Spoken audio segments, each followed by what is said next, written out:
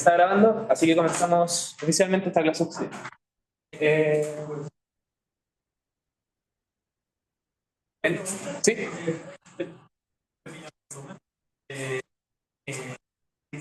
Sistemas no inerciales.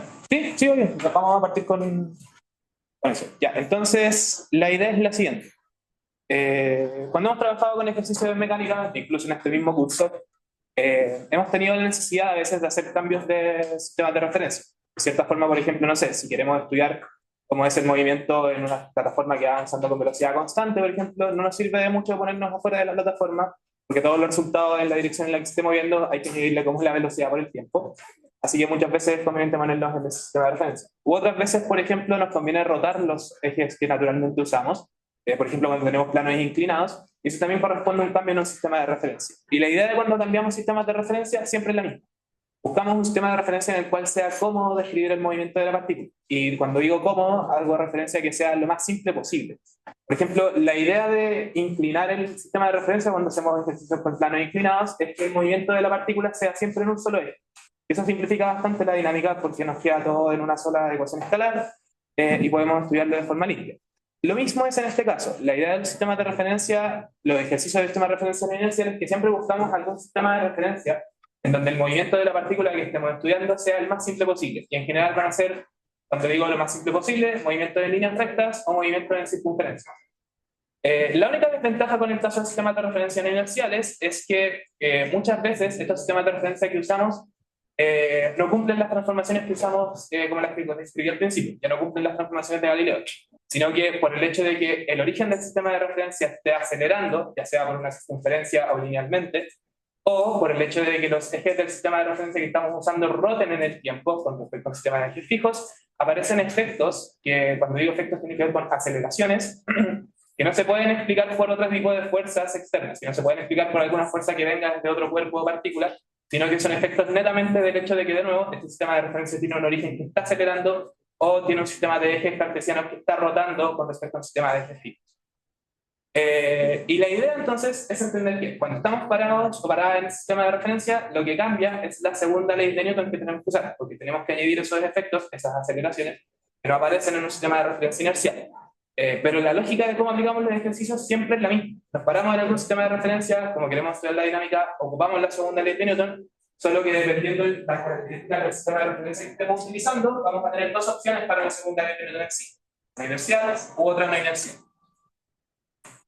Ahora, lo que se complica cuando ocupamos sistemas de referencia no inerciales es la segunda ley de Newton que utilizamos. Pero lo que se simplifica de nuevo es la forma en que cuantificamos la dinámica de la partícula en ese sistema de referencia que se está moviendo. Entonces, para la existencia de sistemas de referencia no inercial, primero que todo tenemos que asumir que existe algún sistema de referencia que es inercial. Es un poco redundante la definición en realidad, porque cuando tenemos un sistema de referencia inercial, donde un sistema de referencia está compuesto por un origen y por vectores cartesianos o rectangulares, con los cuales no puedo definir otro tipo de coordenadas, entonces tengo un sistema de referencia que se compone de un origen y dos ejes cartesianos. Y este sistema de referencia es inercial si es que el origen se mueve a lo más con velocidad constante con respecto a otro sistema de referencia inercial, o si bien los ejes permanecen fijos con respecto a otros ejes del sistema de referencia inercial. Por eso digo que es más que nada redundante, y de ahora en adelante entonces vamos a referirnos al sistema de referencia inercial como un sistema de referencia fijo. Vamos a asumir entonces que este origen no se mueve o se mueve a lo más con velocidad constante, y estos ejes cartesianos están fijos. Ojo, si los ejes cartesianos están fijos, no implica que no pueda definir otras coordenadas que sí son móviles, como las coordenadas polares o ese tipo de cosas. Lo importante es que los vectores cartesianos con los cuales definimos esas coordenadas que después son móviles tienen que ser fijos. Esa es la idea.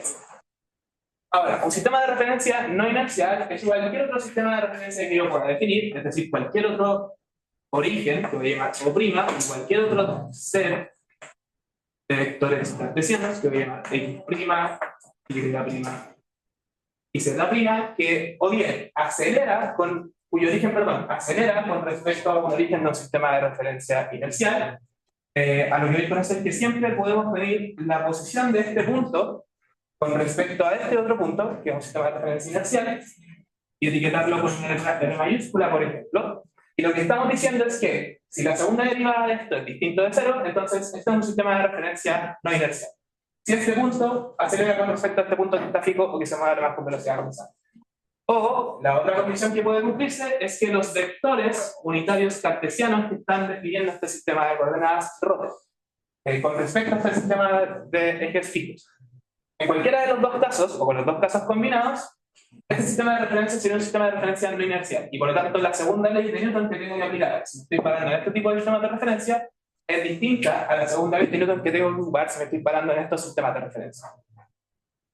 Eso por ahora con respecto a la definición y la característica principal que diferencia un sistema de referencia inercial con uno no inercial. ¿Tienen dudas con la discusión hasta acá? Ya, entonces, ahora vamos a ver por qué la segunda ley de Newton es distinta. Si nos paramos en sistemas de referencia inerciales, siempre se va a cumplir que, y aquí lo voy a poner al revés de como lo hacemos usualmente, la masa por la aceleración va a ser igual a la fuerza neta.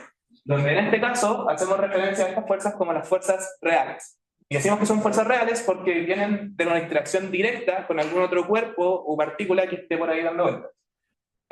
Con interacción directa no necesariamente nos referimos a que esté tocando directamente una partícula a la otra, sino que, por ejemplo, tiene que ser directamente por el efecto de la inercia de esa partícula, como de la masa de esa partícula, por ejemplo, o interacciones que tengan que ver con esa masa. Por ejemplo, la fuerza gravitatoria es una fuerza real, porque es una fuerza que una partícula, en este caso la Tierra, no está ejerciendo cualquier otra partícula que esté alrededor. Cuando veamos los efectos que aparecen no inerciales, vamos a ver por qué hacemos diferencia entre fuerzas reales y lo que después vamos a llamar como fuerzas ficticias.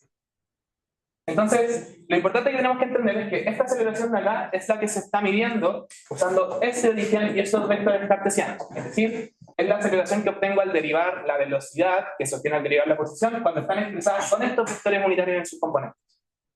Ahora, si yo mido la aceleración desde este sistema de referencia, naturalmente va a ser distinto. Voy a empezar, por ejemplo, una persona que está parada en el suelo y otra persona que está en una plataforma que está rotando. Si ven alguna partícula, como un pajarito que esté pasando por ahí, la persona que esté en la situación fija va a ver una línea recta, la persona que esté en la plataforma va a ver un movimiento curvilíneo. Son aceleraciones distintas, son movimientos distintos. Y por lo tanto acá no voy a estar midiendo una aceleración A, sino que voy a estar midiendo una aceleración A'.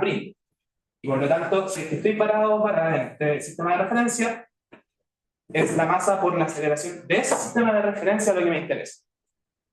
Ahora, tal como mencioné recién, van a aparecer algunos efectos que son visuales desde un punto de vista de lo que podemos medir con nuestro cuerpo, pero que aparecen mecánicamente hablando por el hecho de que esto está acelerando, esto está rotando, y que se suman a la segunda ley de Newton si estamos ocupando este sistema de referencia. Entonces, el hecho de que, por ejemplo, vemos al pajarito dando vueltas cuando estamos en la plataforma, viene del hecho de que estamos agregando nuevos términos al lado derecho de esta expresión cuando estamos ocupando el otro sistema de referencia. Entonces, pues, naturalmente, si la aceleración cambia, es porque están actuando fuerzas. Entonces, en esta segunda ley de Newton también está la fuerza neta. Pues sí o sí, si hay una fuerza, va a generar una aceleración. Pero además, tenemos que agregar los otros efectos que vienen de que esto está acelerando o eso está rotando. Eso es lo siguiente. Tenemos un término menos 2m por omega cruz b'. Todos los vectores que no te compriman son vectores que se están midiendo usando el sistema de referencia no inercial. También tenemos menos m omega cruz r'. Luego tenemos un término que es menos m por a sub 0. Este a sub 0 es la segunda derivada temporal de este vector de acá. Es la aceleración entonces de este punto con respecto a este punto, para acordarse de esa forma. Y aquí nos falta un término que, si mal no recuerdo, va con este orden, pero casi nunca se usa, así que en realidad va a ser la única vez que lo veamos. Entonces, cuando estamos abordando ejercicios con sistemas de referencia no inerciales, tenemos que darnos cuenta de dos cosas. Primero, siempre hay un sistema de referencia donde el movimiento de la partícula es el más simple posible, desde el punto de vista de que se está moviendo en una línea recta o en una circunferencia con respecto a este sistema de referencia. Y muchas veces ese sistema de referencia lamentablemente es no inercial. Si es que llegara a ser inercial, lo que pasa es que planteamos toda nuestra posición, velocidad y aceleración en ese sistema de referencia, y si es inercial, es decir, si no se cumple ninguna de estas dos condiciones, ocupamos esta segunda ley de Newton con esa aceleración. Pero al momento de pararnos en un sistema de referencia, definir posición, velocidad y aceleración, y queremos aplicar la segunda ley de Newton, y nos damos cuenta de que el sistema de referencia que estamos usando tiene un origen que acelera, o tiene vectores unitarios que están rotando por cómo está planteado el problema. Entonces, la segunda ley de Newton que ahora es válida con la aceleración que estoy calculando es esta de acá. donde esta velocidad angular y esta aceleración siempre se tienen que medir con respecto a un sistema de referencia no inercial. Entonces, ahí también está la clave para cuando escogemos este sistema de referencia en los ejercicios. Ya vamos a llegar a eso cuando estemos haciendo el problema. Eso, entonces, en síntesis, hay dos tipos de sistemas de referencia. Los inerciales, que vamos a llamar fijos por ahora, que a lo más se van a desplazar con velocidad constante, con ejes cartesianos fijos, o los sistemas no inerciales, donde el origen del sistema de referencia acelera, o los vectores unitarios cartesianos están definiendo el sistema de referencia rota con respecto al sistema de referencia fijo. Y si tenemos uno o el otro, lo que cambia es la segunda ley de Newton que aplicamos. Pero la dinámica tiene que ser exactamente la misma. A lo que voy con eso es que si yo estoy mirando este pajarito y escojo esta segunda ley de Newton, voy a tener exactamente los mismos resultados cualitativamente, es decir, cuando pasa ecuaciones escalares y todo, que si soy la persona que está en la plataforma y me paro en la plataforma y veo que el pajarito hace vueltas, y ocupo esto entonces para describir eso. Porque todas esas vueltas, y por lo tanto la transformación de vueltas hacia acá, están contenidas en estos términos. Eso vamos a resumen. Ahora cuando hagamos el primer ejercicio, vamos a entender algunas cosas claves cuando vamos desarrollando estos ejemplos para poder escoger de la forma más conveniente posible el sistema de referencia no inercial y el sistema de referencia inercial que utilicemos en los ejercicios. ¿Hasta acá hay alguna duda?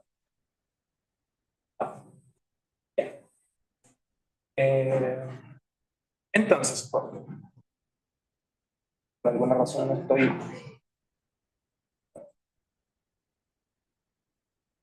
Ahí está. No se está grabando esa parte, pero se grabó el audio.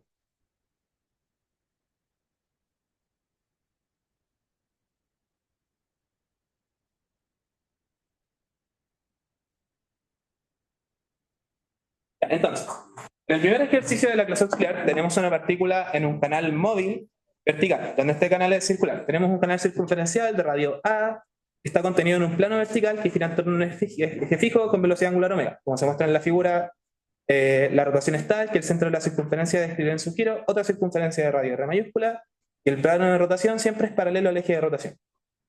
Tenemos una partícula de masa m que puede deslizar sin roce dentro de este canal circunferencial. En base a todo esto, entonces nos piden obtener la ecuación de movimiento para el ángulo θ que la partícula describe dentro de este canal circunferencial.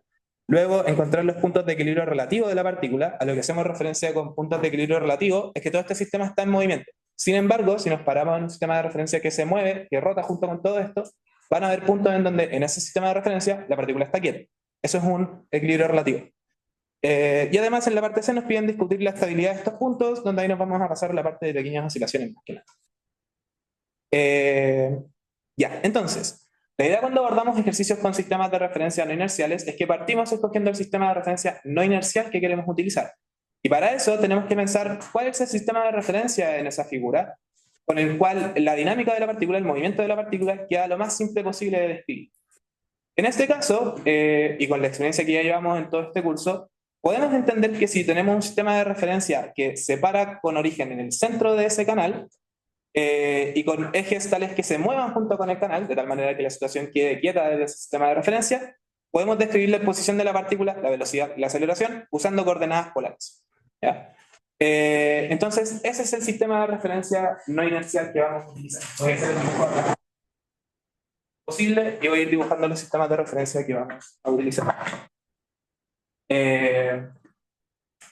Entonces, tenemos algo de este estilo.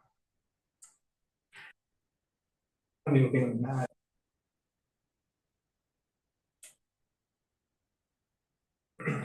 Entonces tenemos con esto hacia acá un eje alrededor de donde está esta girando. Y voy a dibujar esto de nuevo porque la idea es que me quede lo más derecho posible con el sistema. Creo que entonces, la partícula está en este punto. Y nos dicen que el ángulo θ que tenemos que utilizar, y para el cual queremos entender cómo evoluciona, se mide con respecto a esta línea vertical. Entonces, lo que estamos diciendo es que si nos paramos en un origen que está justo en el centro de esta circunferencia, y usamos coordenadas polares, de tal forma que nuestro eje radial quiere seguir a la partícula, y lo voy a poner R' para entender que es el sistema de referencia inercial. y el vector θ, que es el vector tangencial en este caso y que apunta en la dirección en la que va aumentando el ángulo, quedan de esa manera.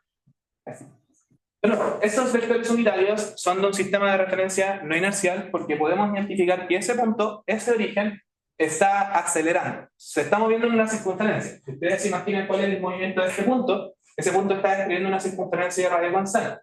Y cualquier partícula que se esté moviendo en una circunferencia requiere una aceleración porque su velocidad va cambiando de dirección constantemente. Entonces, este origen que escogimos, que es el origen O',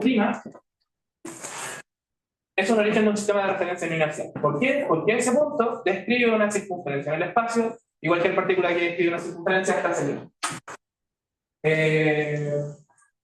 Ahora, delante estábamos hablando de los vectores cartesianos que están asociados a un sistema de referencia no inercial. Ustedes podrían ignorarlos, pero muchas veces es más sencillo hacer las transformaciones viendo los vectores cartesianos, pasándolos a las coordenadas polares y haciendo todas esas transformaciones localmente.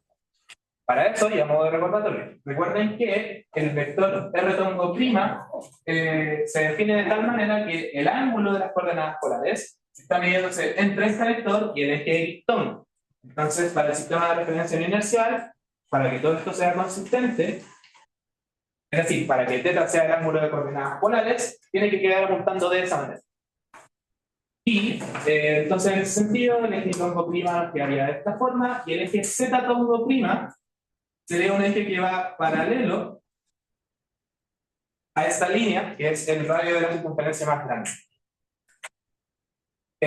Ahora, si vemos todo este sistema localmente, y lo voy a leer un poco más que nada para que nos quede la forma en que hemos estudiado esto en general, que son coordenadas polares, lo que vamos a tener es un eje X tongo, que es prima porque es un sistema de referencia inercial, un eje Y tongo, que es prima porque es un sistema de referencia inercial.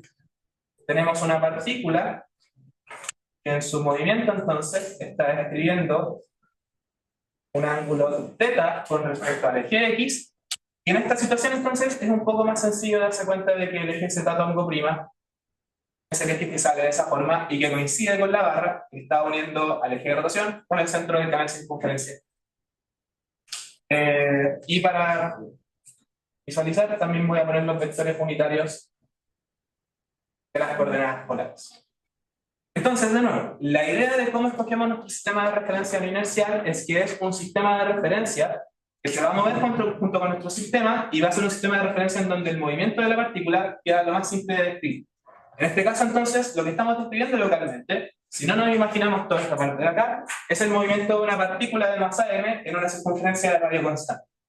Y por lo tanto, con eso podemos definir fácilmente la posición, velocidad y aceleración usando directamente las expresiones para coordenadas polares.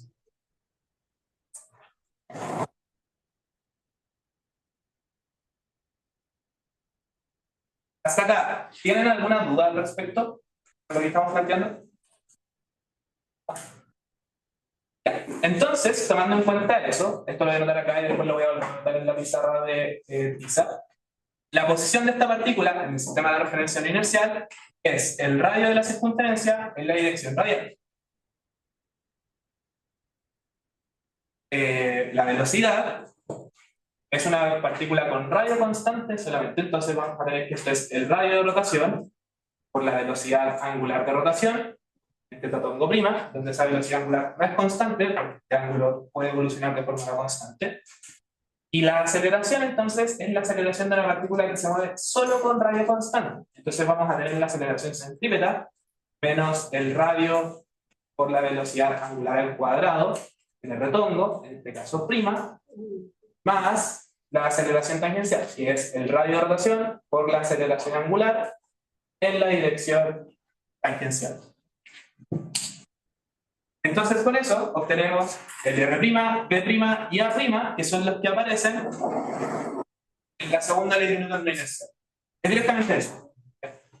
Es este de acá, este de acá y este de acá, que son las cantidades cinéticas que se miden con respecto a este sistema de referencia. Hasta acá entonces, ¿tienen alguna duda al respecto? Ya.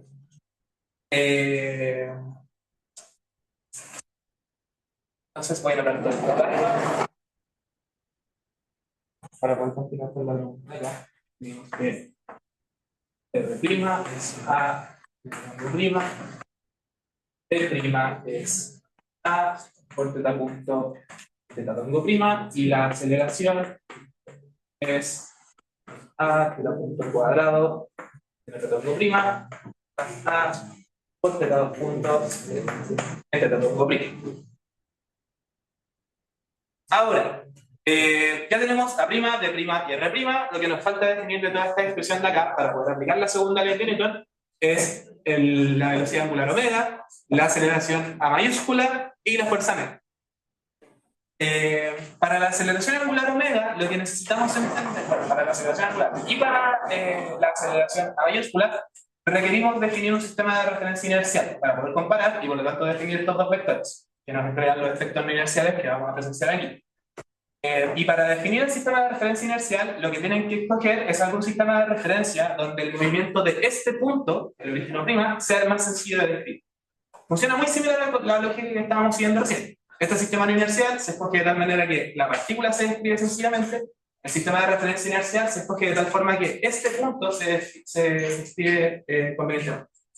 Entonces, habíamos dicho que cuando se está moviendo todo esto, este punto genera una circunferencia de radio R constante y se está moviendo con una velocidad angular también constante. Perfecto. Eso nos va a servir para dos cosas. Primero, si definimos los ejes cartesianos acá, y ustedes los pueden alinear, por ejemplo, como estaban aquí, o pueden tenerlos como sea. Por ejemplo, voy a hacer lo usual de poner verticalmente z tongo, y entonces en cualquier dirección en el plano, porque esto está rotando, voy a poner x tongo. No, me puse súper mal. X tongo e Y tongo. De tal manera que, por ejemplo, no sé, la posición de este brazo, que es la cosa que está rotando al final, se puede describir también en coordenadas polares, aunque no lo vamos a usar, a partir de este eje. Por ejemplo, podríamos definir un ángulo fijo, sin ningún problema. Pero no lo vamos a usar, ya no se preocupen. Lo único para lo cual usamos este sistema de referencia inercial es para poder definir el vector de velocidad angular, que en general también es bastante directo, y poder definir la aceleración a mayúscula. Y eso no es tan directo, pero que casi siempre es el mismo resultado. Siempre son las mismas aceleraciones, por así decirlo, porque casi siempre son los mismos problemas. Entonces, nos damos cuenta acá de que la orientación de estos vectores azules cambia con respecto a la orientación de estos vectores rojos con la misma velocidad angular. Y la dirección de este vector velocidad angular es la misma dirección con la cual apunta su dedo pulgar cuando con el resto de sus dedos de la mano derecha siguen el sentido de rotación. Entonces, en este caso, la velocidad angular es de esta forma, porque estamos haciendo esta rotación, entonces mi dedo queda apuntando de esta manera, de tal forma que la velocidad angular es omega en z tongo.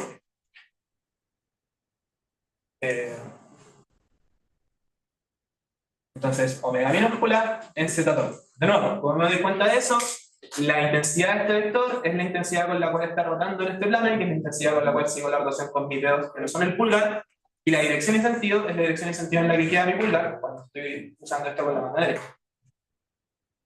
Ahora, si nos damos cuenta en la segunda ley de Newton, este vector aparece en productos cruces con los vectores B' y R'. Y después acá aparece este término que es para casa. Por lo tanto, lo que nos conviene, para poder desarrollar rápidamente los productos cruces, es que estos vectores estén en la misma base de vectores unitarios. Es decir, de alguna manera tengo que transformar este vector, que es el que queda en la velocidad angular, no todos, sino que solamente este, hacia los vectores azules. Y lo bueno es que muchas veces van a tener que algunos de los vectores de acá coinciden todo instante de tiempo con algunos de los vectores de acá. Si se pueden dar cuenta aquí, este de X tongo prima, a pesar de que está rotando junto con el sistema en sí, siempre apunta verticalmente hacia abajo. Siempre. Da lo mismo en qué orientación esté este canal. X tongo prima siempre está apuntando así. Y por lo tanto, tenemos que z tongo en todo instante de tiempo es igual a menos X tongo prima. De tal forma que esta velocidad angular también la podemos representar como menos omega en X tongo prima. Y esa es entonces la velocidad angular que tenemos que usar para realizar estos cálculos. Que son los productos cruces con los cuales después podemos agregar estos efectos de la relación en la segunda ley de Newton. ¿Alguien tiene alguna duda con esta discusión?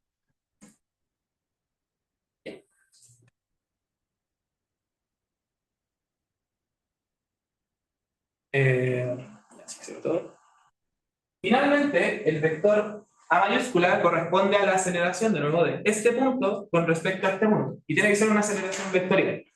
En ese caso, entonces, como este punto se está moviendo en esta circunferencia, ustedes estarían tentados y tentadas a descomponer este movimiento en el plano, derivar para calcular la aceleración en coordenadas polares, traspasarlo acá y de alguna manera después hacer la transformación de vuelta hacia los vectores azules. Pero no hay para qué hacer todo eso, porque, de nuevo, como dijimos que este punto se mueve en una circunferencia con radio constante y velocidad angular constante, inmediatamente entendemos que la aceleración que está permitiendo ese movimiento es la típica aceleración centrípeta que vemos en este tipo de ejercicios. Por lo tanto, cualitativamente, entendemos que la aceleración de este punto con respecto a este punto es un vector que apunta siempre hacia el centro, porque esa es la cualidad de la aceleración centrípeta. Entonces, así se ve el vector A sub 0 en este sistema. Y la intensidad de esa aceleración es la velocidad angular al cuadrado por el radio de rotación. De tal manera, entonces, que este vector lo podemos representar como, de nuevo, la magnitud de este vector es la velocidad de rotación al cuadrado por el radio de rotación. Y es solamente eso porque estos dos términos son constantes. Si no fuese constante, se añadiría esto acá. O sea, si la velocidad angular no fuese constante, se añadiría esto acá. Pero la dirección y sentido también la estamos viendo cualitativamente. Es un vector que siempre apunta desde este punto hacia ese centro. Y también tenemos un vector unitario que siempre está apuntando en esa dirección y sentido, que es z tongo pi. Y por lo tanto entendemos directamente que la dirección y sentido de este vector es esa ahí. Y por lo tanto el tiro nos queda en la base correcta para después poder igualar en la segunda ley de Newton y separar en las componentes escalares, etc. ¿Quedó clara esta parte entonces? ¿Sí? Y bueno, muchas veces en realidad este vector A es mejor sacarlo cualitativamente que empezar a hacer todos esos cálculos. Si se dan cuenta, cuando terminemos el ejercicio jamás vamos a haber trabajado con estos vectores unitarios para acá, porque muchas veces no es necesario. Muchas veces pueden encontrar todas las cosas que necesitan cualitativamente, porque en la mayor parte de los casos estamos componiendo rotaciones, entonces generalmente la aceleración A va a ser una aceleración centrípeta, o el otro caso sería en donde los orígenes nomás se desplazan en alguna línea recta con cierta aceleración, en donde este vector entonces sería una aceleración lineal simple. Son como los dos casos típicos que conforman el 90 y tanto por ciento de los ejercicios del sistema de referencia. Eso hasta ahora entonces. ¿Tienen alguna duda al respecto?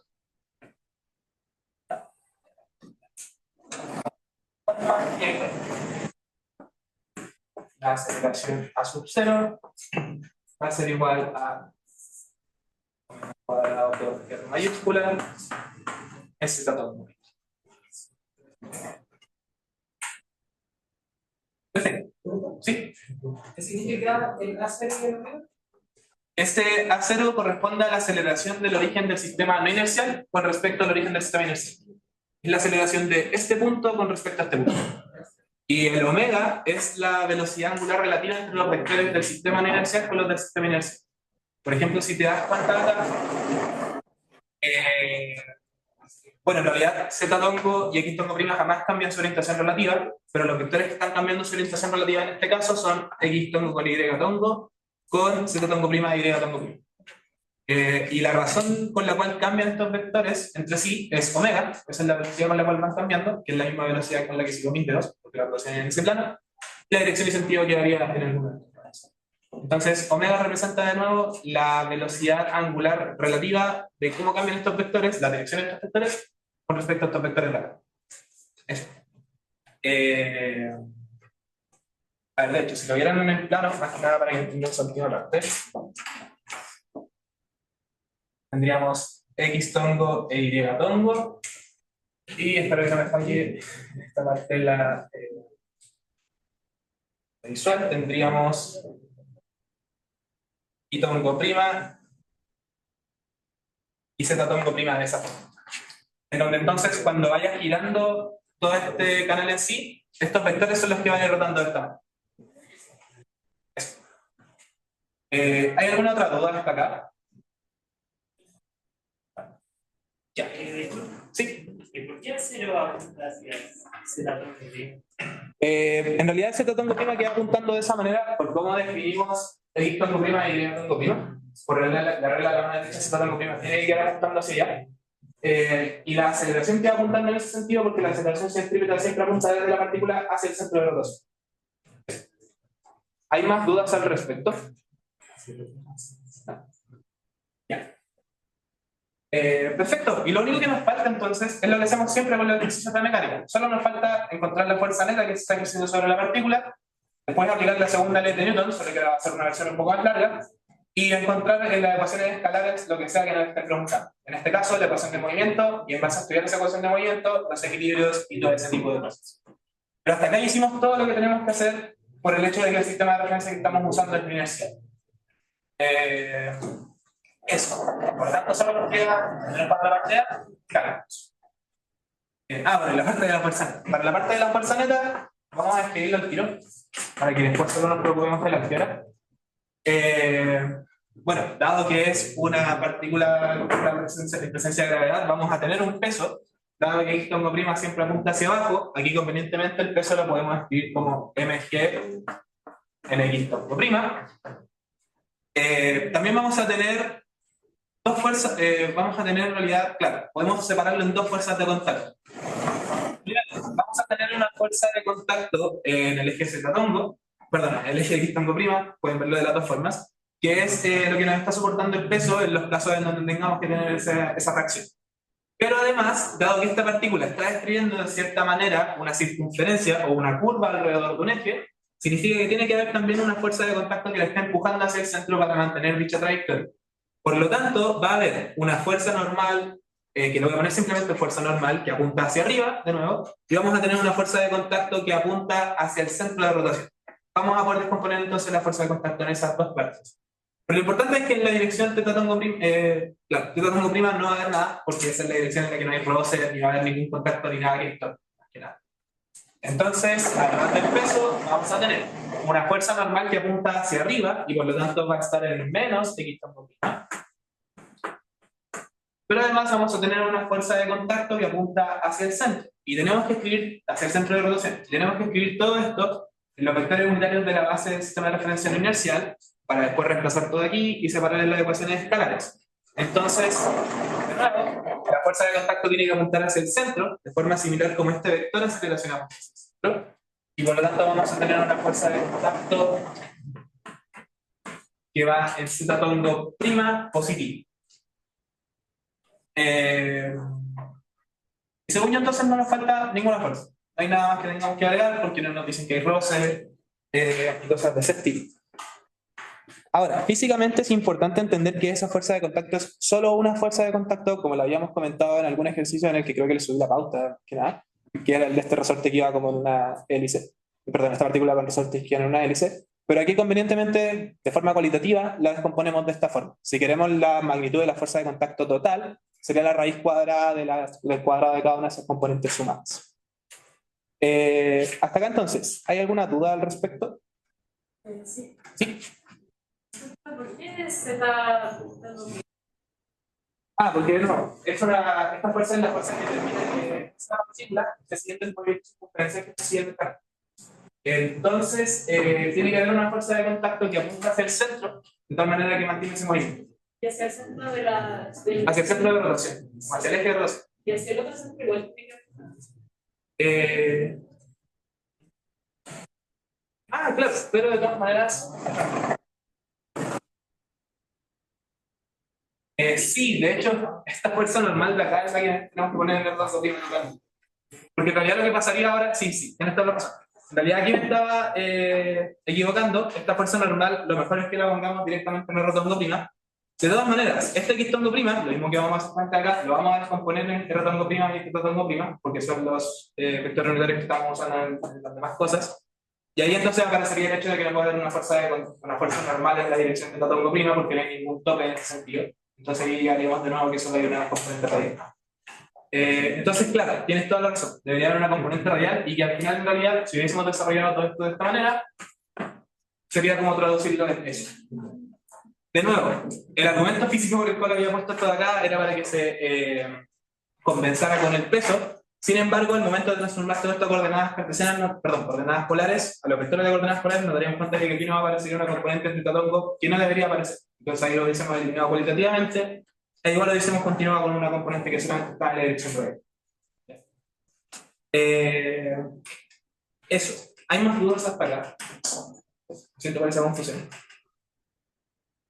Ya, ahora, tenemos que transformar esto a los vectores de coordenadas polares, porque esos son los vectores polares que estamos usando acá, y al final queremos separar todo en componentes para las ecuaciones escalares. Entonces, este X tongo prima tenemos que pasarlo a estos vectores de acá. Y podemos hacerlo de dos formas. Podemos ocupar directamente la relación para coordenadas polares, que alineamos todo de tal manera que se cumpla convenientemente. O, si no se acuerdan, podemos descomponer directamente este vector en los vectores vectores.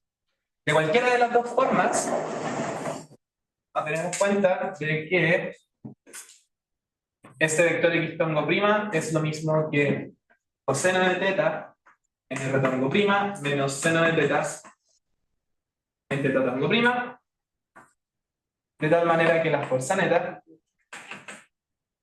va a ser igual a, y aquí vamos a separar en componentes, mg coseno de teta menos la fuerza normal, todo esto en R tongo prima, luego vamos a tener menos mg seno de teta en teta tongo prima, y después más fuerza de contacto en seno tongo prima.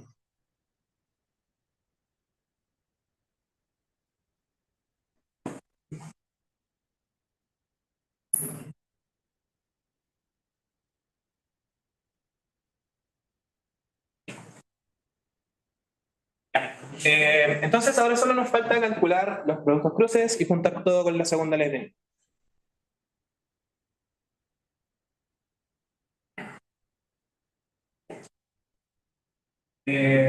El primer término que tenemos que calcular con producto cruz es el segundo término que noté en el lado derecho, que corresponde al efecto fuerza Coriolis, que quizás hayan escuchado en algún instante, que probablemente comentaron en clase.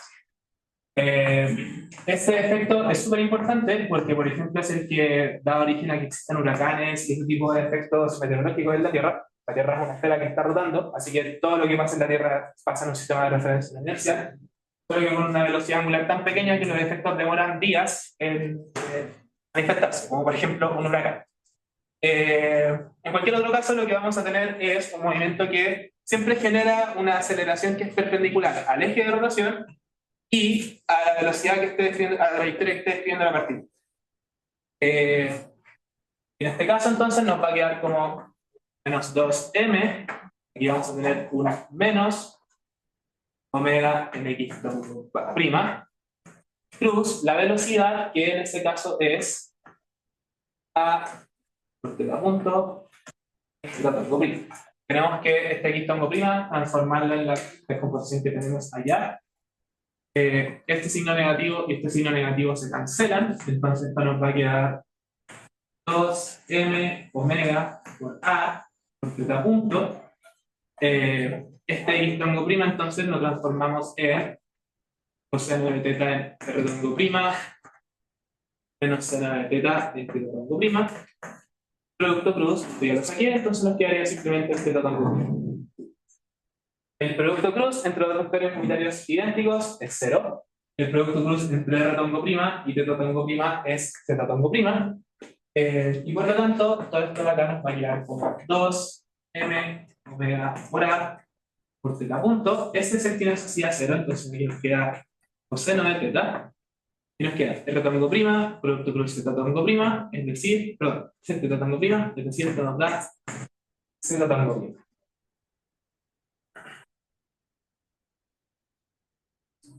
De nuevo, esta fuerza siempre nos entrega algún efecto o alguna aceleración que es perpendicular tanto al eje de rotación asociado a la rotación de los vectores unitarios y a la velocidad o trayectoria que está generando la partícula. Como en este caso, entonces, la trayectoria de la partícula es en un plano que siempre está así y el eje de rotación es un eje que está así. Entonces, el movimiento de la partícula tiene que ser de alguna forma en esta dirección, porque la trayectoria de la partícula va de esta forma el eje de rotación va de esta forma, entonces nos da algo que está en z tongo prima. Y que puede cambiar de signo si cambia de signo el coseno o esta velocidad. Entonces va a ser así o así. ¿Hay alguna duda con respecto a este cálculo? Ya. Entonces ahora, el otro término que tenemos que calcular es el término de la segunda fila de lo que anoté, que corresponde al efecto centrífugo. Vamos a ver que esto es menos m por omega plus r'. Entonces, esto nos va a quedar como. Voy a sacar al tiro todas las cosas de estos vectores. Aquí tenemos un omega, perdón, un menos omega, aquí tenemos un menos omega, entonces van a ser dos signos, y aquí tenemos un a. Entonces nos queda menos m omega cuadrado por a. Este primer teta, perdón, omega, ya sacamos el signo negativo, así que solamente nos queda x tongo prima, producto cruz, y acá también tenemos un x tongo prima, producto cruz, r tongo prima. De esta parte de acá, vamos a desarrollar el tiro del producto cruz observando lo que tenemos anotado aquí, que es el x tongo prima transformado a los vectores de las coordenadas polares. Entonces, en ese caso, es este término que sería 0, aquí tendríamos menos seno de teta por teta tongo prima, producto cruz r tongo prima, teta tongo prima, producto cruz r tongo prima es menos z tongo prima, y por lo tanto ese signo menos se va a cancelar con este signo menos de acá.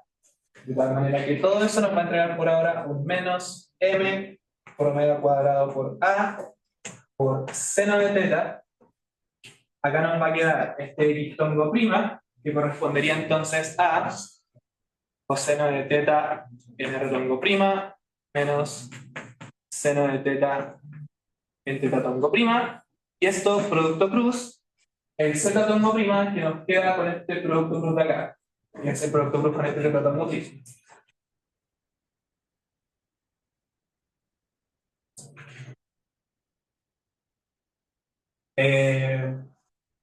Entonces, este z tongo prima, si nos damos cuenta, con estos dos vectores sin anularlos, vamos a hacer primero este producto cruz para que nos quede la componente de r tongo prima al fin. R tongo prima, producto cruz z tongo prima es r tongo prima positivo. Aquí tenemos un signo negativo, y tenemos otro signo negativo. Entonces, esta primera componente que nos queda es una componente positiva, m por omega cuadrado por a, queda seno por seno, se nos queda un seno cuadrado de teta. Esto va a estar en r tongo prima positivo. Luego, r tongo prima, producto cruz z tongo prima, es z tongo prima negativo, que con este signo negativo también se cancela, y entonces también nos queda una componente positiva, m omega cuadrado por a, en este caso coseno por coseno, en teta tongo prima. Y ese sería entonces el efecto centrífugo.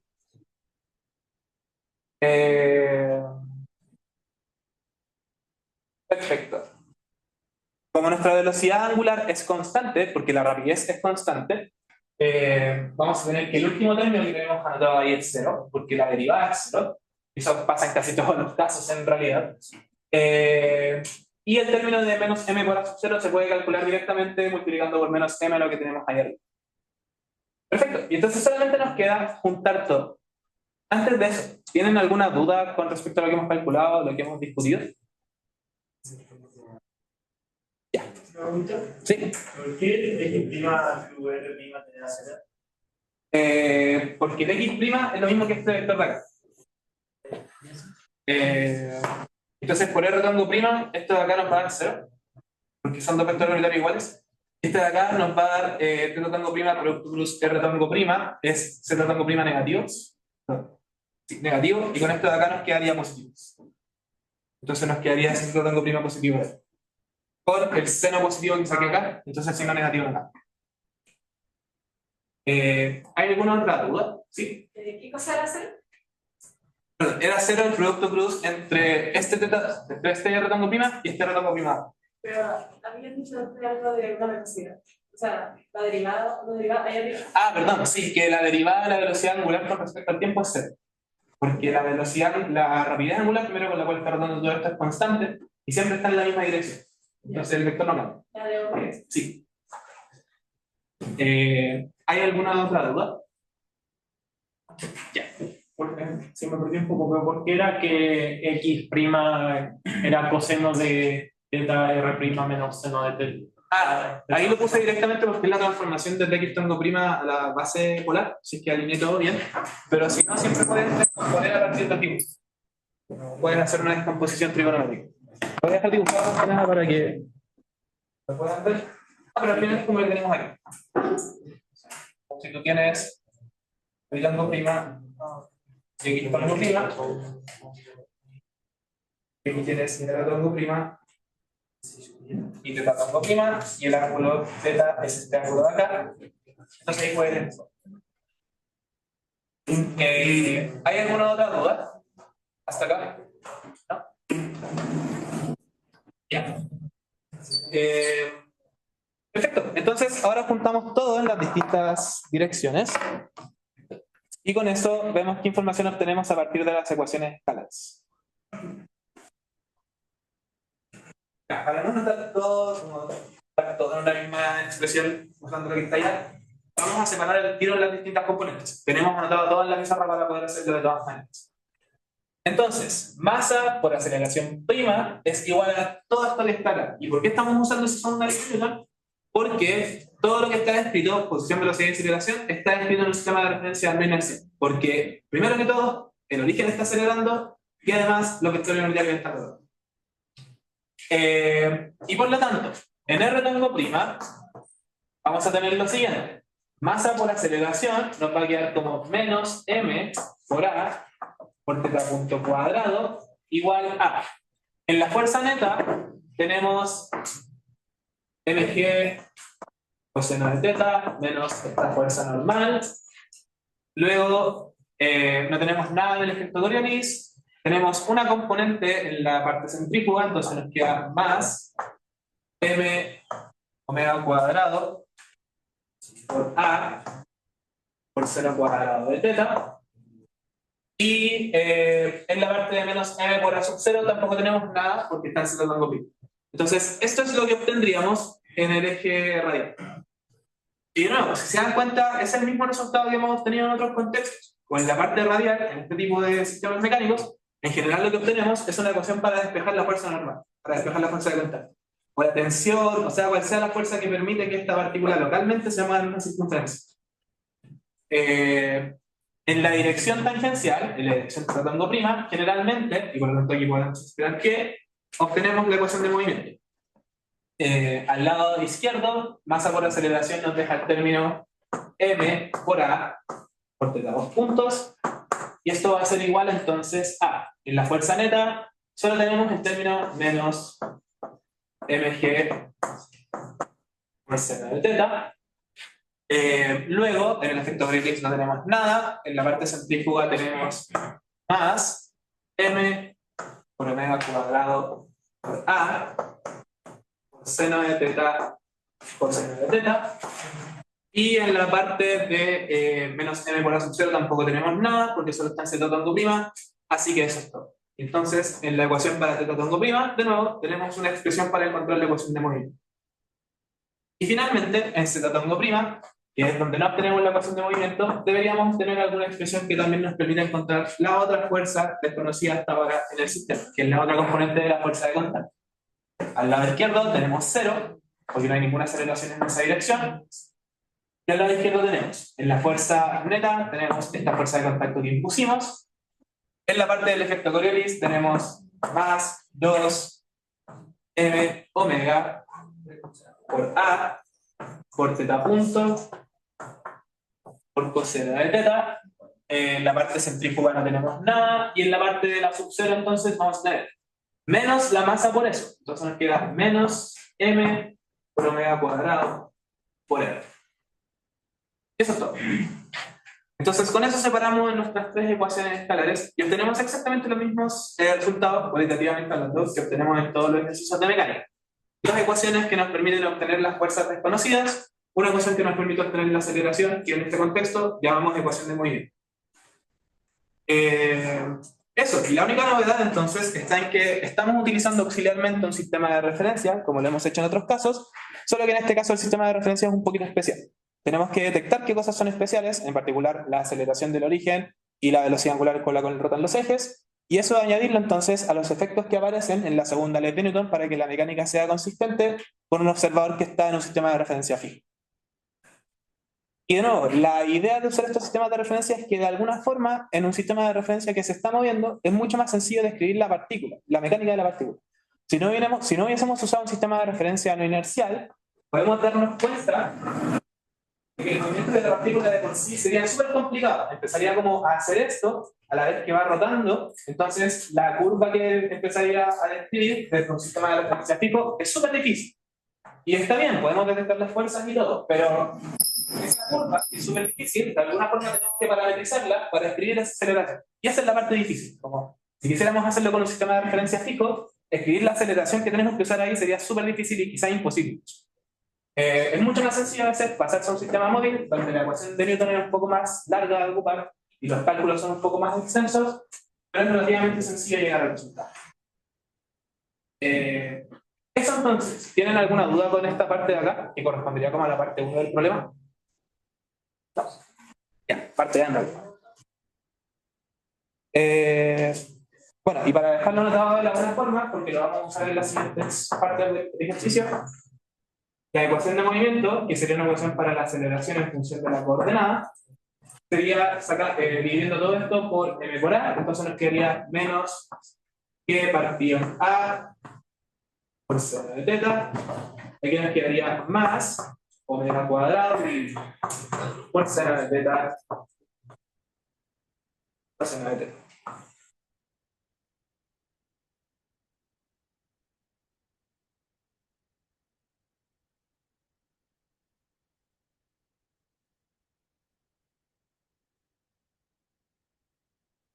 Ya. Entonces, vamos a pasar a la parte B.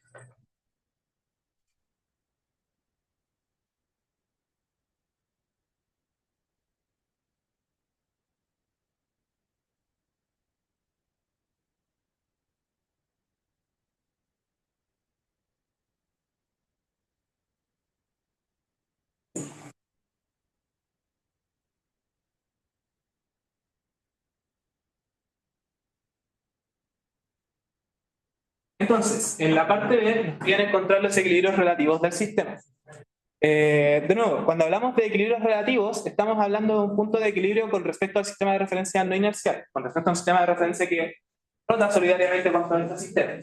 Y la idea entonces es que si rotamos junto con este sistema, en algunos puntos vamos a ver la partícula estática. Como son puntos de equilibrio relativos, tenemos que usar la ecuación de movimiento para una coordenada que se mide relativamente con respecto al sistema de referencia. Entonces, la ecuación de movimiento que escribimos ya está perfecta para poder estudiar estos puntos de equilibrio. Y por definición, un punto de equilibrio es tal que la aceleración en dicho punto o dichos puntos es cero. Entonces,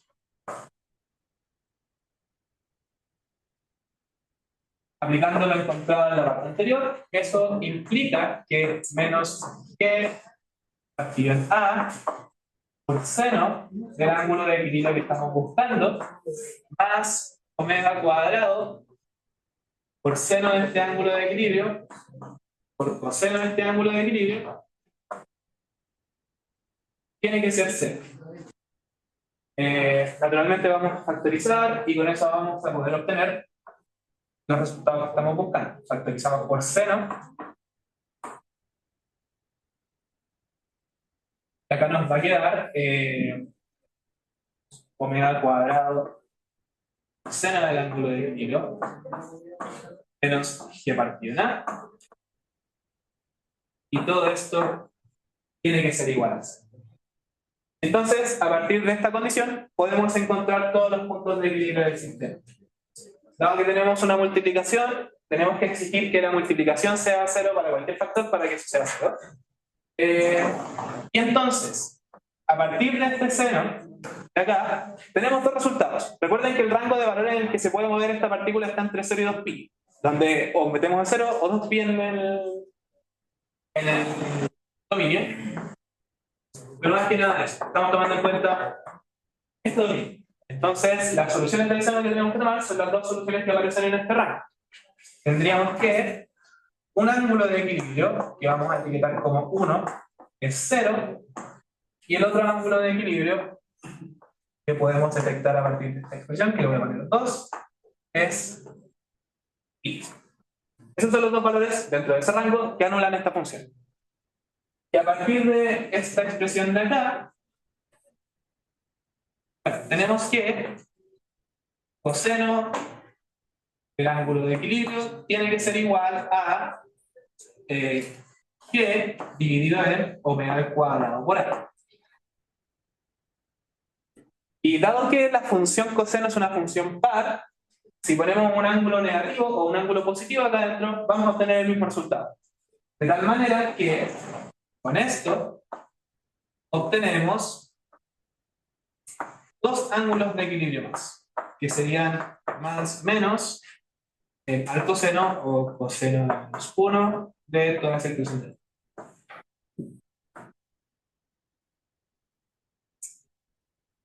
Pero el más menos aparece por el hecho de que el coseno es una función par. Si con cualquiera de estos dos de aquí, da lo mismo cuál sea el signo, obtengo todo acá de todas maneras.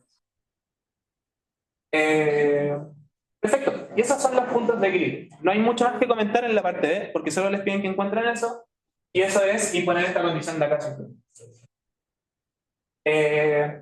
A pesar de eso, hay cosas interesantes que podemos decir con respecto a estos resultados. Pero antes de eso, ¿tienen alguna duda al respecto?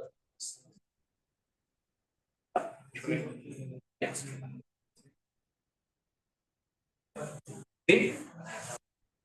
Ah, muchas gracias. Voy a...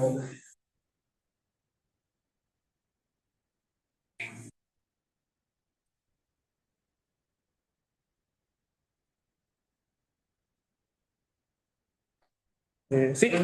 Que ahí cuando discute el equilibrio, no queda como afuera de. Eso es lo que tenemos que revisar. Muy bien mencionado. Ya estoy poniendo la cámara ahí, voy a mover ahora hacia la pizarra. Y entonces, tal como dice nuestro compañero, este equilibrio de acá está sujeto a una condición matemática que se manifiesta físicamente. Y es que la función coseno puede ser a lo menos menos 1 o a lo más 1. Eso significa que este ángulo de equilibrio va a existir solo en los casos donde la combinación de parámetros nos entregue que este factor sea con un valor absoluto menor o igual a 1. Y entonces, ahí hay un comentario que tenemos que agregar. Estos ángulos de equilibrio solo existen si voy a poner acá, dado que todas estas constantes son positivas,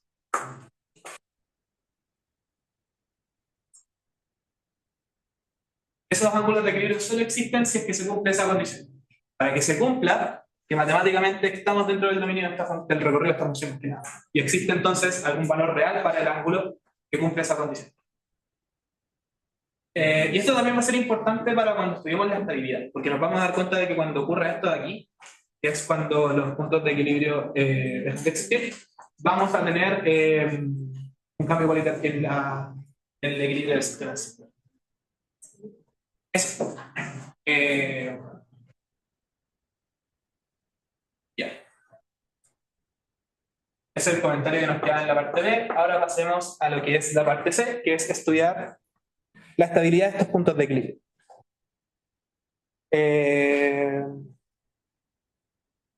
Entonces, para la estabilidad de los puntos de equilibrio, lo habíamos visto de dos formas. Podemos ver cuál es el signo de la derivada de la componente de la fuerza que está en la dirección en la cual estamos estudiando estos equilibrios, o podemos ver el potencial que esté asociado también a las fuerzas de esa dirección. A lo que voy con eso es que queremos estudiar el equilibrio, lo que necesitamos es tomar en cuenta esta función de acá como la función fuerza que utilizamos para estudiar el equilibrio. Porque de nuevo, es la componente de la fuerza que va en la dirección en la cual está ocurriendo el movimiento, que son todas las componentes que quedan en la parte de la ecuación de movimiento en sí. Y entonces, en base a esta función, tenemos dos condiciones. Si la derivada de esta fuerza con respecto a la coordenada evaluada en el ángulo de equilibrio, es menor a 0, eso significa que esto es un punto de equilibrio estable. Mientras que si la derivada de esta fuerza, esta función, con respecto a la coordenada evaluada en los distintos equilibrios es mayor a 0, vamos a tener un punto que es inestable.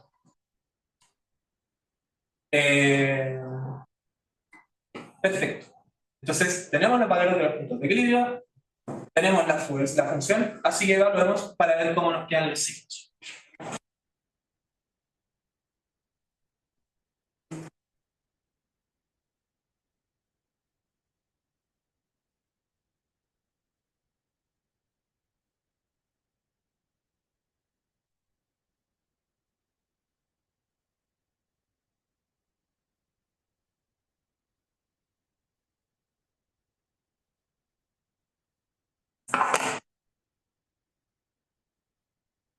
Ya. Entonces tenemos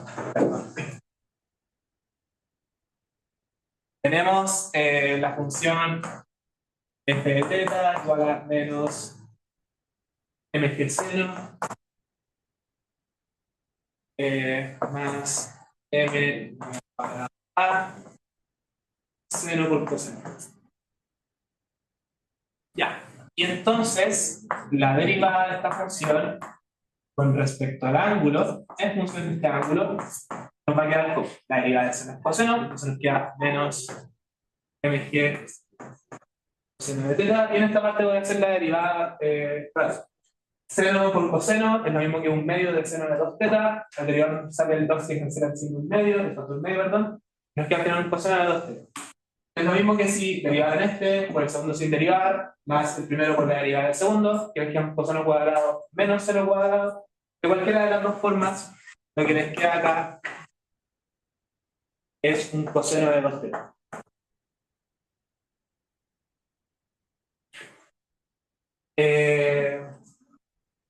Perfecto. Entonces, evaluamos.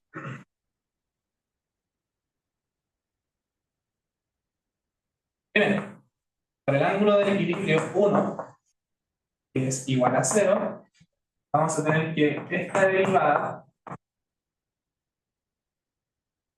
va a ser igual a menos mg más m omega cuadrado por a. Y que si lo factorizo entonces nos va a quedar como m por omega cuadrado a menos g. Nos damos cuenta entonces de que el signo de esta expresión y por lo tanto la estabilidad de este término va a depender de la misma condición que tenemos para que exista el otro ángulo de equilibrio. Entonces, esto significa que si omega cuadrado por a es menor a g, entonces z igual a 0 es estable. Porque en el caso en que esto se cumpla, este término es negativo y se cumple la condición de estabilidad de equilibrio estable que queremos anotar ahí arriba. Y físicamente tiene sentido. Lo que nos está diciendo esto, que pasa, por ejemplo, el A dividiendo, es que siempre y cuando todo esto gire de forma lenta, esto se va a comportar como un péndulo en el cambio. Y entonces el punto de equilibrio estable va a ser el que está acá abajo. Además, en esta condición, cuando este punto de equilibrio es estable, tenemos justo el caso en donde esos puntos de equilibrio no existen. Porque esto de acá implica que G partido en el cuadrado por A es mayor a 4. ¿Ya?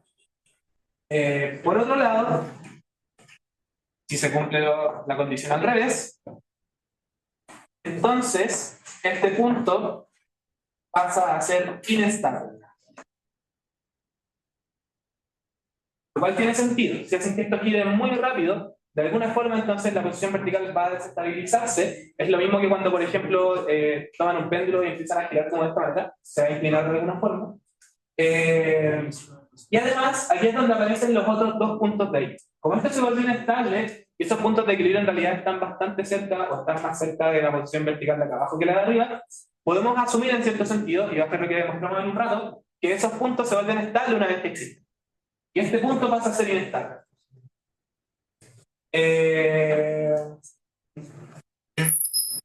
Para el punto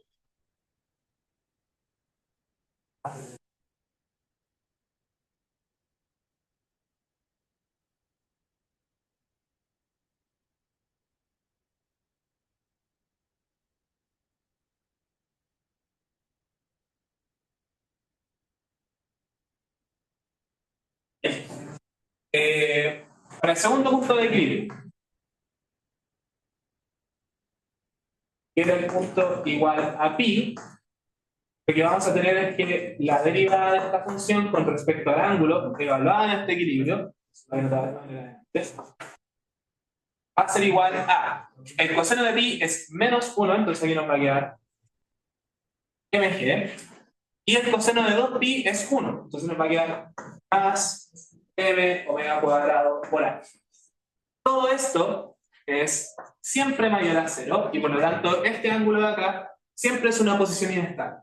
Lo cual tiene sentido. La posición vertical de arriba, la mayor parte de los casos, es un punto de equilibrio inestable. Perfecto. ¿Hay alguna duda hasta acá? Entonces, finalmente, nos faltaría evaluar esta expresión otros puntos de equilibrio que nos quedaron como cosenos a la menos 1, arco coseno. Y está bien, si lo evaluamos acá va a estar súper bien, pero si lo evaluamos aquí va a estar incómodo. Podríamos ocupar de nuevo que coseno de 2 teta es coseno cuadrado menos seno cuadrado, pero en este caso el seno cuadrado no sabíamos cómo evaluarlo. Pero la verdad sí, porque hay dos formas de verlo. Lo pueden desarrollar de esta manera, y es lo que estaba diciendo recién en palabras.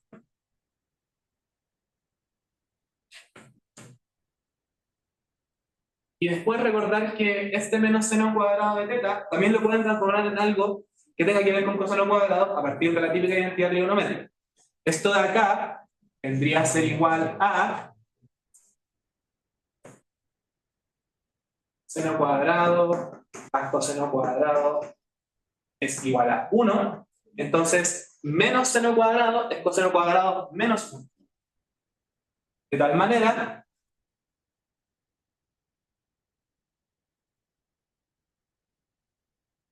que el coseno de 2 teta también lo podemos representar como 2 veces coseno cuadrado de teta menos 1.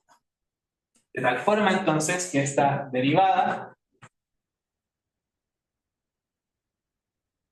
también se puede expresar como menos mg coseno de teta, luego vamos a tener más 2m omega cuadrado por a por coseno cuadrado de teta, y después vamos a tener menos m por omega cuadrado por a. Entonces ahora podemos evaluar libremente ese coseno al cocoseno y nos va a quedar todo bastante bien. ¿Tienen alguna duda hasta acá con lo que hicimos? Entonces, vamos a tener que... para el... ahora, dado que estos son cosenos y la función coseno es una función par, da lo mismo si agregamos el coseno positivo o negativo, vamos a tener exactamente el mismo valor. Así que podemos reemplazar cualquiera de los dos términos en sí. Por lo tanto, si ahora tomamos en cuenta el caso del punto de equilibrio es 4, esto va a ser lo mismo que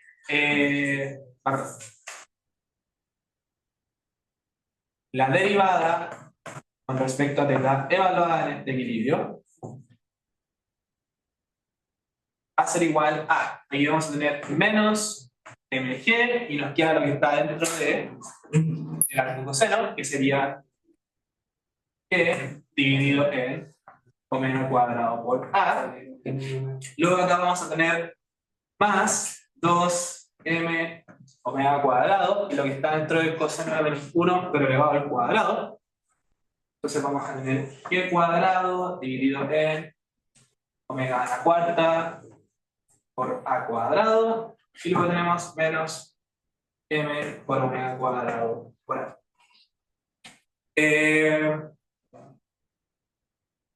Creo que acá me falta un a. Sí.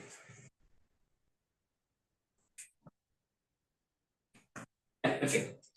Entonces, este omega cuadrado a se cancela con dos de estos omega y con uno de estos a.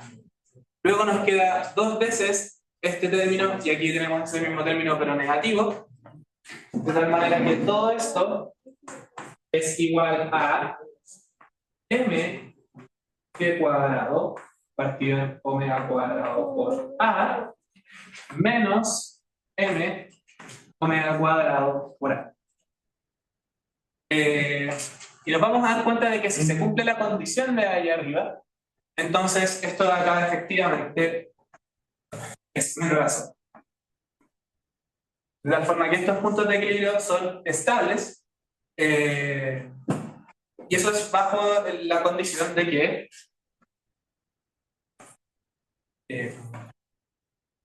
omega cuadrado por a sea mayor a. Es lo mismo que tenemos escrito ahí arriba. No pongo el signo igual porque ese sería como justo el punto en donde aparecen estos nuevos puntos de equilibrio. Entonces no vale tanto la pena discutirlo, al menos en este contexto. Por eso acá pongo la desigualdad estética. Eso entonces. Y ojo, si es que no se cumple esta condición, matemáticamente esto nos diría que sería mayor a cero y por lo tanto serían inestables, pero es importante entender que no serían puntos de equilibrio inestables en ese caso, no existirían. Estos puntos de equilibrio aparecen de la nada, por así decirlo, cuando cambiamos cualitativamente el sistema. Es decir, cuando hacemos que pase de un régimen en el que rota lento a un régimen en el que rota lo suficientemente rápido. Eso entonces con respecto a la parte C, y eso sería más que nada toda la pregunta. La primera parte era sistemas de referencia universales, las partes B y C eran más que nada para que recordáramos un poco de las cosas de equilibrios y pequeñas oscilaciones. Nos falta estudiar las frecuencias de pequeñas oscilaciones. Eso nos falta en la C. Antes de eso, ¿tienen alguna duda al respecto? ¿Sí? ¿Por qué se usa la ecuación de movimiento entre aquí como lo único donde puede variar? Porque es donde está ocurriendo la dinámica. Más que nada, sí. Siempre tienes que fijarte en las componentes de la fuerza que quedan en donde estás tomando en cuenta tu ecuación de movimiento. Todas las otras direcciones quizás van a tener fuerza, pero son fuerzas que no realizan trabajo. Entonces, más que nada por eso. ¿Hay alguna otra duda? Ya. Entonces, veamos cómo quedan las frecuencias de pequeñas oscilaciones, aunque en realidad lo voy a hacer a modo general porque tenemos distintos puntos de equilibrio y ahí ustedes reemplazan en la expresión que nos quede para este caso en general. Y bueno, probablemente vamos a terminar con esto, no alcanzaremos a hacer la pregunta 2, pero le intentaré subir la pauta antes de que sea urgentemente importante. Ya. Entonces, para los puntos de equilibrio, tenemos que considerar lo siguiente. Para la frecuencia de pequeñas oscilaciones. Tenemos que entender que la idea está en que la ecuación de movimiento de nuestro sistema se va a aproximar a la ecuación de movimiento de un oscilador armónico cuando estemos cerca de puntos de equilibrio estable. Entonces, si tenemos una expresión como la que estábamos manejando recién, de fuerza para cierta dirección, ¿sí? Muchas gracias.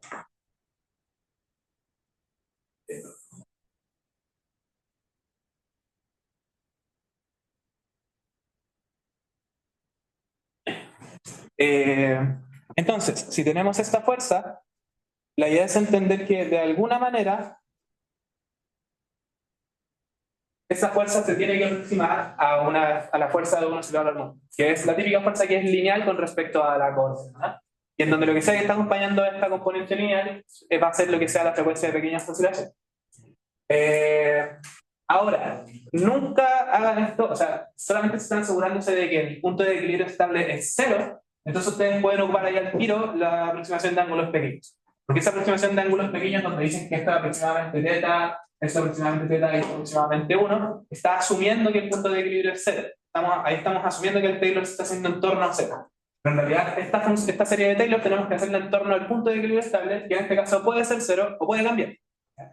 Así que lo que tenemos que entender es que en realidad esta fuerza, esta función, la queremos aproximar a su serie de Taylor hasta el término lineal, y entonces eso es igual a la función evaluada en el punto en torno al cual quiero escribir mi serie de Taylor, más la primera derivada de esta función evaluada en dicho punto por la variable menos dicho punto. Y después tenemos más términos, pero son términos cuadrados. Lo que nos interesa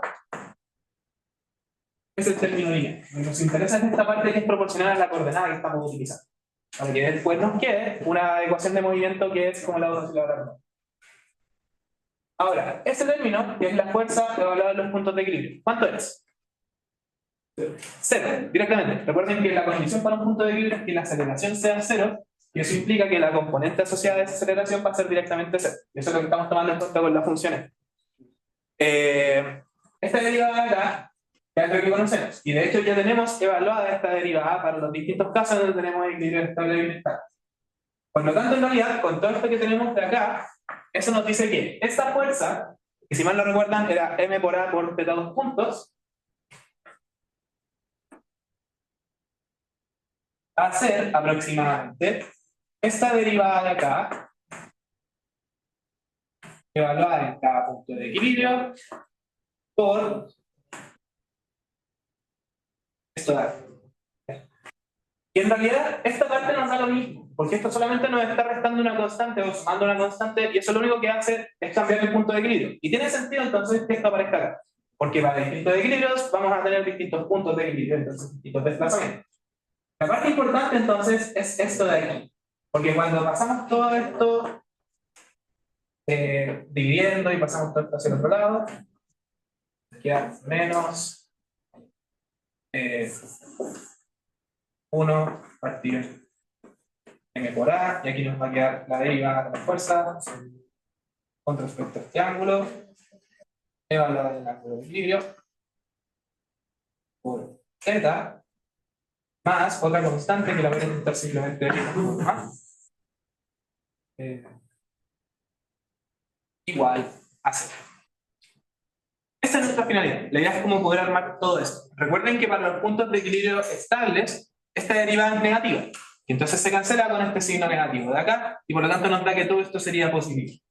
Y por lo tanto, todo esto, junto con el signo negativo, es la frecuencia de oscilación al cuadrado. Y en este caso sería menos 1 partido m por a. Aquí tendríamos entonces la derivada de esta fuerza con respecto al ángulo, todo esto evaluado del ángulo de equilibrio correspondiente. Entonces, para los dos equilibrios estables que tenemos, para cada caso, podemos encontrar la frecuencia de pequeñas oscilaciones en torno a esos. Simplemente reemplazando acá lo que ya habíamos calculado anteriormente.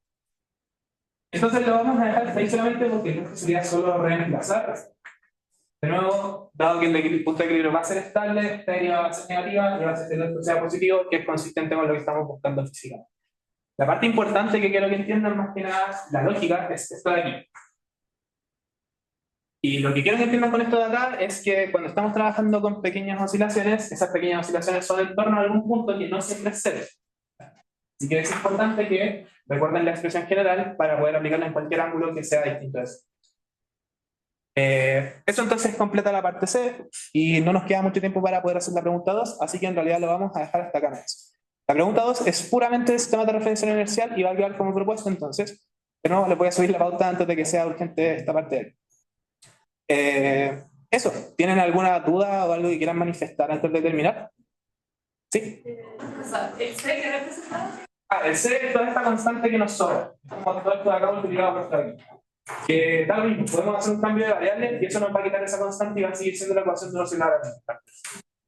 Lo otro, si se sabe la función de No, no lo sé. Lo estaba buscando en el calendario y no me aparecía. Eso. ¿Hay más dudas? ¿Sí?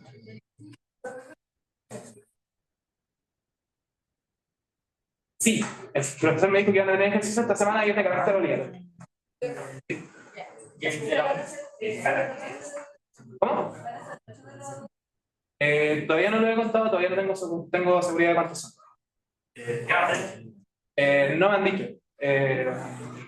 Pero, dado que esto igual está relativamente fresco, no me enfocaría en esta parte de semanas inerciales. Me enfocaría más como en todo lo demás que pasaron en el pasado. Sí.